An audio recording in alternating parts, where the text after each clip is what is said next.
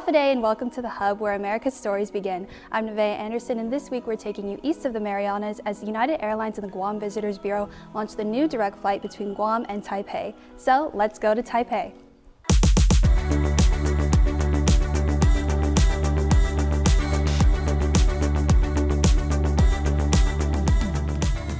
This is a journey that's been in the making for a long time. It's not just about travel, it's more about progress, partnership. This is something that our people have been looking forward to. Like I said, not just because it'll again recover our tourism, but because of all the many opportunities we can have and the stronger opportunities and access to Taiwan's expertise, Taiwan's professionalism, Taiwan's industry, Taiwan's investment with us. Thank you everybody, United Airlines, the airport, GVB, for making this day a reality. It looks like we're just about ready to board, so come along with us for the journey and next time you'll see us, we'll be touched down in Taipei. Adios! It's been 5 years since United had a regular flight schedule between the two islands and everyone is eager to have it back. Taiwan is teeming with untapped memory-making potential from hiking, biking, hot springs, shopping, and eating great food. And for us on Guam, it offers us a unique blend of familiar island lifestyle and a whole new frontier to explore. So after a smooth 4-hour flight, we landed at the Taoyuan International Airport where we were greeted by members of the GVB Taiwan office. From there, we loaded into our vans and started our 45-minute drive into the city. Once we arrived and checked into our rooms at the Grand Hyatt Taipei, we sat down for a delicious lunch with the GVB and United team. So this new route is all about connecting two dots, two islands in that aspect. Most beautiful islands, Taipei and Guam. What we offer is that we operate in a preferred daytime flight. You a little bit early to depart from Guam, but once you get here, you have a whole day to enjoy culture, history, and food. The last thing I want to really thank everyone who worked so hard to make this happen. We are so excited about to have you guys here in Taipei and experience Taipei, and we'll do our best in partnership with GVB to promote Guam in Taipei and make sure this flight will be successful. We're really here to celebrate a very momentous occasion for the people of Guam, the people of Taiwan. This connectivity is really going to help us to maintain that cultural exchange, the economic growth, and tourism. There's a ton of things for our local folks to do when they come and visit Taipei. The people are warm and super friendly, which is what we're used to in Guam.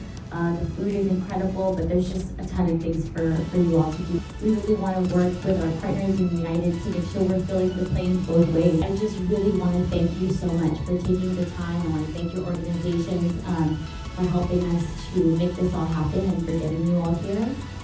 Huge thanks to our partners, United Airlines, and to our Taiwan office. And we just hope you have a really wonderful time. And while we filled up on lunch before heading out for the rest of the day, we got the chance to pick their brains about all the opportunities this opens up. Paramount among them is medical tourism. Philippines or Hawaii are the destinations for medical tourism. You all will be meeting with the Adventist Hospital later today. So being able to kind of discover that and encourage folks to consider that as an additional option. In between discussions of how economically and medically advantageous this relationship will be, conversations surrounding cultural connectivity sprouted as well. Taiwan Sales General Manager at United, Brenda Tang, shared a DNA study that links the ancient Chamorro people with indigenous Taiwanese tribes, and later in the trip we'll actually get to witness that history for ourselves. With our stomachs full, the group hopped back in the vans to the Taiwan Adventist Hospital. There, the hospital's board gave a presentation on its history and the wide range of services they provide. During the Q&A portion, KUAM asked about their telemedicine opportunities. Are there any advanced medical technology initiatives such as telemedicine that would benefit remote island locations such as Guam that you offer here?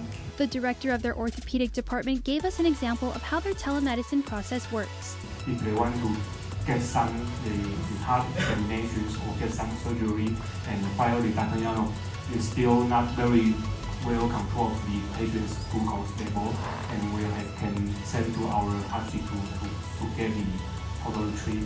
And another case from the Palau, they treat with the orthopedics, get the surgeon of the bone, and also they come here for the heart examinations. This hospital has everything that you could need if you're seeking medical treatment. One of the resources is a sports center and also an IVF treatment center, specifically dedicated IVF treatment center with a success rate of over 50%. For those who are considering medical tourism but are worrying about getting high quality care or navigating a possible language barrier, the hospital's International Priority Care Center has you covered. Opened in 1989, the center offers a full range of hospital services by a multilingual staff. In addition to addressing all of your medical needs, they also assist with visa preparations, ticketing, hotel reservations, and other travel necessities. After our meeting with the hospital, we then went on a little side quest to do more exploring before dinner, walking and taking the metro to visit the Dadaocheng neighborhood. There, we walked down Dihua Street, the oldest street in Taipei. This is the site of the original pioneer settlements, and it definitely shows in the European-inspired facades on the buildings. This neighborhood is also adjacent to the Tamsui River, which was the center for trade by the 1890s. There are tons of food stalls, traditional medicine shops, cafes, and a visitor center where you can learn more about the area and even rent out retro costumes to really get into the energy of this neighborhood frozen in time. To round out a jam-packed first day in Taipei, we had dinner at the world-renowned Taiwanese restaurant Din Tai Fung. Maybe you've heard of their famous xiaolong bao, also known as soup dumplings, or their shrimp and pork xiao mai. Either way, a stop or two at this award-winning restaurant is a must. We ordered nearly everything on the menu to make sure we got a taste of their refined, yet comforting dishes. And it's safe to say that we got a good night's rest after. We're already off to the start of our second day. We're heading up into the mountains to Wulai, the Council of Indigenous People, and we're going to be riding some gondolas, so I can't wait to take you all with us. As we left Taipei City behind us, we ventured into the mountains surrounding it, and I highly recommend you do the same on your trip here. As much as there is to see and do in the city, it was nice to get away from the hustle and bustle. So we're on our way to Wulai. We're in the mountains already, and we stopped by to look at this beautiful waterfall on our way. Following winding roads, we finally made it to the Itaya Village. We just visited the Itaya tribe and we went through a traditional blessing. It was really cool and interesting to see the similarities in our cultures, and we're going to take you along for the rest of our tour. After the blessing ceremony, a teacher from the Trenin Kwazan Biro Experimental Elementary School gave us a tour of the village. Pointing to each plant we passed by and every flower we smelled, she shared their names, purposes, and the tribe's continued tradition of self-sustainability. Walking past their orchards, we also spotted a few familiar fruits and vegetables like guava, papaya, taro, eggplant, and more. With a school population of only 18 students, their curriculum covers all the core subjects, but it also has a strong focus on keeping the Itaya culture alive through language, culinary, foraging, art, and architecture studies, similar to what Harao does on Guam. We even got to try our hands at archery. One thing that really made an impression on me as we walked through the village and spoke with locals was how proud they were of their culture. Each person we interacted with spoke so passionately about every part of the Itaya culture, from their hunting traditions to the little plants that brushed our legs as we walked down the one main road in the village. Similar to the Chamorro people, the indigenous people and tribes of Taiwan have come so far in terms of reclaiming their cultures and traditions. So practicing as much of their culture as they can in these modern times and speaking about their culture not as a distant world that was taken away from them, but as a force that constantly surrounds them was extremely inspiring. Before making our way down the mountain, the Council of Indigenous Peoples hosted us for lunch at a local restaurant, and Taiwanese home-style cooking was on the menu. And the next thing we knew, we were back in the city and taking a gondola back up another mountain. So now we're in the Malcolm Tea District up in the mountains of central Taipei. It's really romantic. You can come here with your family or you can come here with your significant other through the cable cars. It's a really great ride and a great way to see the city. So make sure you add it to your list when you come to Taipei. Now we're here at the Laohe Street Night Market and we're gonna go try some traditional Taiwanese food. According to our guide Aiden, usually the market isn't this crowded. However, we just so happened to arrive in Taiwan as the tomb sweeping holiday began. So many families were out enjoying their 4-day weekend, these delicacies, and the cool night air alongside us. Walking through the market, all kinds of sights, sounds, and aromas entice us to keep exploring the games, buskers, and of course, restaurants and food stalls. Some of the things we recommend you try are braised beef bone soup and cho tofu, also known as stinky tofu, but don't let that scare you. Embrace the adventure and try something new. It's another beautiful day here in the city, and I just have to say that Taiwan has everything. Whether you're looking to relax at their famous hot springs, do some shopping, or if you're a history buff like me and want to do some exploring at a museum, today we actually got to do that, and we visited the National Palace Museum here in Taipei. This world-class museum houses an eclectic collection of treasures kept by generations of emperors from the Forbidden City, and the museum itself is actually designed in the style of a northern Chinese palace. It houses hundreds of thousands of historical relics that make up the world's most comprehensive collection of ancient Chinese artifacts covering over 5,000 years of China's history.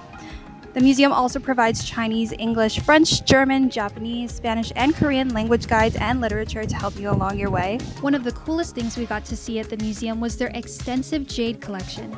Before going through the exhibit, I had no idea that jade serves so many purposes such as protection, luck, and to worship. This jade at least 4,000 years old. Chinese people, we use jade to worship sky, to worship earth. Chinese people, we consider jade is an item that can protect you, prevent for the evil. Like I said, if you're a history buff or just an art lover in general, you definitely don't want to miss a visit here. You could easily spend an entire day here going through all the exhibits with their on-site cafes and restaurants to keep you fueled. After going through the main exhibits and doing some damage at the gift shop, we decided it was time for lunch. And you know we couldn't leave Taiwan without having some hot pot. Lucky for us, the restaurant we sat down in was all you can eat. So we just finished up at the museum, and now we're having some lunch. We're having some hot pot, and there's spicy and not spicy. There's beef, there's seafood, all kinds of things, all kinds of vegetables. So let's try it.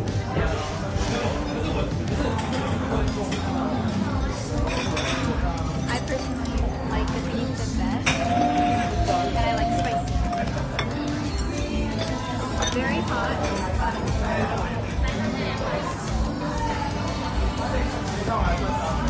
Here's the sauce that I made.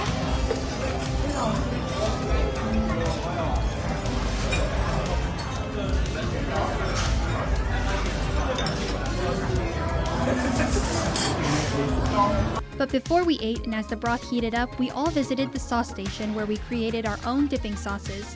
There was also a drink station that had everything from iced tea to coffee and slushies. And to cleanse the palate, if your stomach isn't completely full at this point in the meal, they had an ice cream bar and a cold stone station with unique flavors like oolong milk tea with boba. This was definitely one of our favorite meals we had during the whole trip.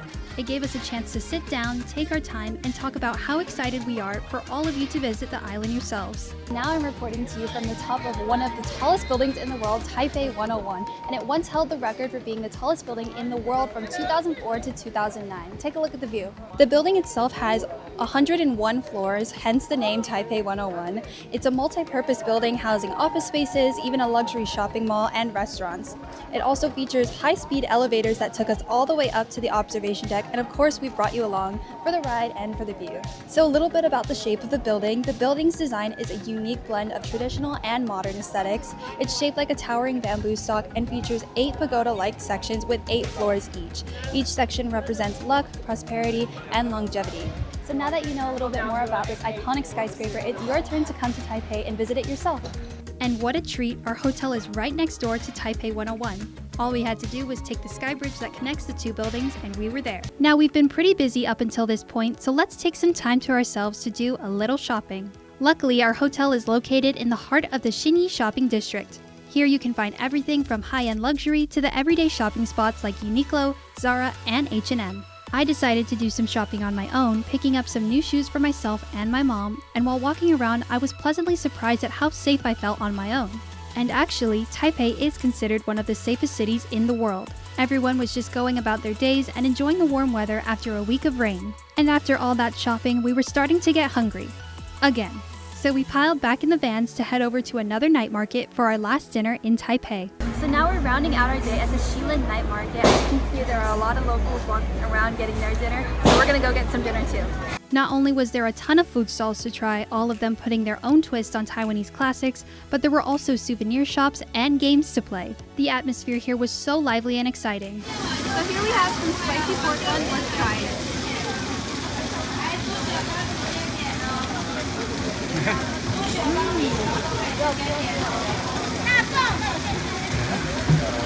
As it was our final night in Taipei, while we walked, ate, and shopped, I kept thinking about how I wish I could spend more time here.